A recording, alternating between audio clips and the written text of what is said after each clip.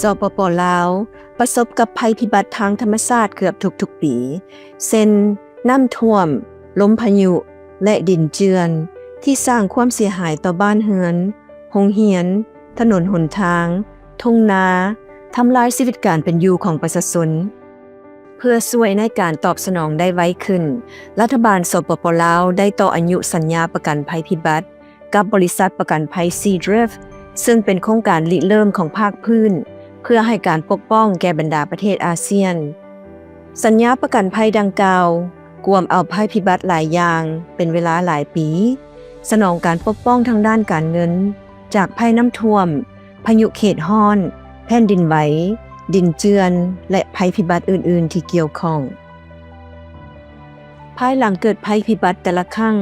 จำนวนผู้คนที่ได้รับผลกระทบแม้นได้ถูกรายงานโดยเจ้าหน้าที่ท้องถิ่นและองค์การคุ้มครองภัยพิบัติแห่งชาติเป็นภาคส่วนสังรวมบทรายงานในระยะของปีหนึ่งตัวเลขเหล่านี้จะถูกเอามารวมกันเมื่อจำนวนรวมบรรลุระดับใดหนึ่งที่ได้ตกลงกันตัวอย่างเช่น 200,000 คนแล้วสัญญาประกันภัยดังกล่าวก็จะจ่ายค่าประกันออกถ้าภัยพิบัติเกิดขึ้นอีกการจ่ายเงินประกันภัยเพิ่มเติมจะถูกกระตุ้นเมื่อจำนวนรวมของผู้ได้รับผลกระทบกายแต่ละระดับที่ได้ตกลงกันไว้ก่อนบริษัท Seadrift เบิกจ่ายเงินประกันให้กระทรวงการเงินภายใน10วันราชการจากนั้นรัฐบาลนำใช้เงินประกันดังกล่าวเพื่อตอบสนองเหตุการณ์ฉุกเฉินการฟื้นฟูและการสร้างสาขึ้นใหม่โดยอิงตามแผนการรับมือที่ได้ตกลงไว้ล่วงหน้าที่สอดคล้องกับแผนการด้านสิ่งแวดล้อมและสังคมของธนาคารโลกสปป.ลาวได้รับการคุ้มครองจากบริษัท Seadrift ตั้งแต่ปี 2021 ซึ่งได้รับเงินประกันจำนวน 6.5 ล้านดอลลาร์สหรัฐ140ตื้อกีบแล้วสัญญาประกันภัยใหม่นี้เสริมขยายการนำพาของประเทศในด้านการเงิน